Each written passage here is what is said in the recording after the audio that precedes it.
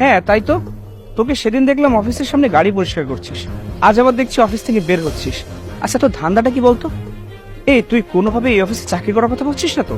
ও করবে চাকরি এই অফিসে, তা আবার এই পোশাকে? ওকে তো এই অফিসের দারোয়ানের চাকরিও দেওয়া হবে না। আর তাছাড়া আমি শুনেছি এই অফিসের যে বস, সে নাকি খুবই ভালো সৎ মানুষ। আর ও তো মিথ্যাবাদী, ওর তো চাকরি এখানে কখনোই হবে না।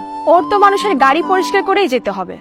ও হ্যাঁ, এই গাড়ি পরিষ্কার করার কথা শুনে মনে পড়লো, ওকে তো আমরা চাইলে একটা কাজ দিতে পারি। মানে কি কাজ? আরে দেখো না, আমার গাড়িটায় কত কাদা লেগে আছে। ভেবেছিলাম আজ অফিস শেষ করে গ্যারেজে গিয়ে গাড়িটা ওয়াশ করবো। তো ওকে যখন পেয়ে গেলাম, ওকে দিয়েই পরিষ্কারটা করিয়ে নি। আমি কেন তোর গাড়ি পরিষ্কার করতে যাব? আমি পারবো না। এই তুই করে কাকে বলছিস?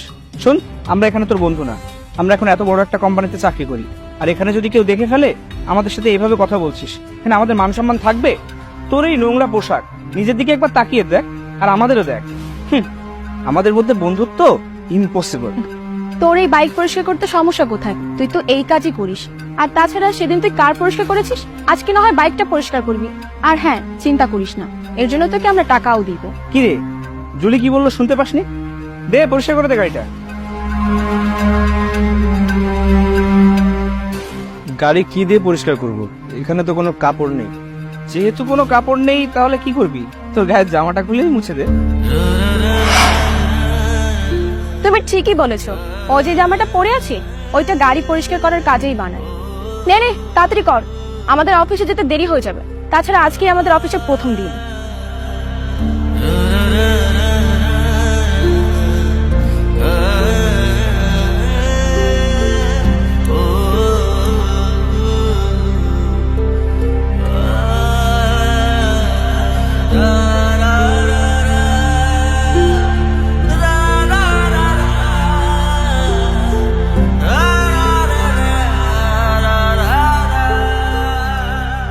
আপনাদের গাড়ি মোছা শেষ।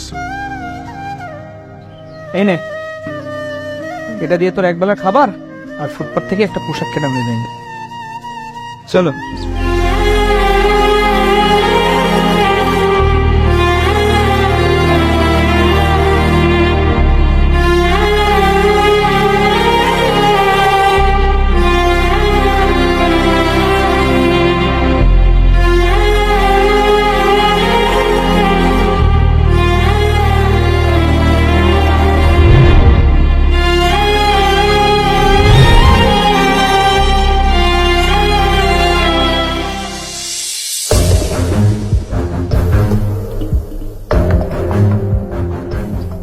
ওয়েট, মিস্টার সৈকত আর জুনিয়র, আপনাদের ভিতরে যাওয়ার কোনো প্রয়োজন নেই। কিন্তু কেন স্যার?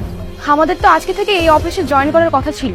হ্যাঁ কথা ছিল, কিন্তু চাকরিটা যেহেতু নেই, আপনাদের ভিতরে যাওয়ার প্রয়োজনও নেই। এসব আপনি কি বলছেন স্যার?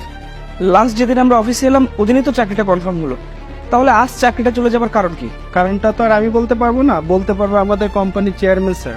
আপনাদেরকে চাকরি থেকে তিনিই বরখাস্ত করেছেন। আচ্ছা, আমরা কি চেয়ারম্যান স্যারের সাথে কথা বলতে পারি? হ্যাঁ তা অবশ্য পারেন, কিন্তু স্যার এখন অফিসে নেই, কিছুক্ষণ আগে বাইরে গিয়েছেন। আচ্ছা আপনি একটা কাজ করুন, স্যারের কেবিনে যেয়ে বসুন, স্যার আসলে কথা বলে নিয়ে।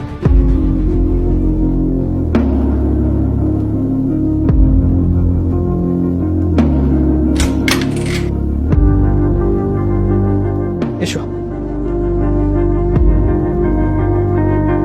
বসো।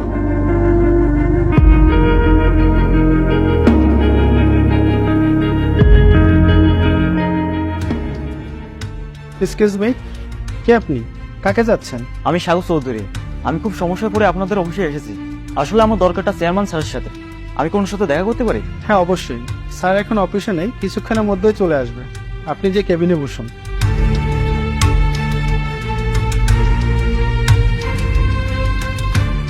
ওয়েট, আপনিও নিশ্চয়ই আমাদের চেয়ারম্যান স্যারের সঙ্গে দেখা করতে এসেছেন।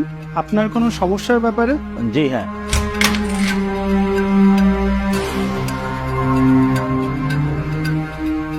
আপনার মতো অনেকেই স্যারের জন্য অপেক্ষা করছে, আপনি যে অপেক্ষা করুন স্যারের কেবিনে। আচ্ছা, ধন্যবাদ।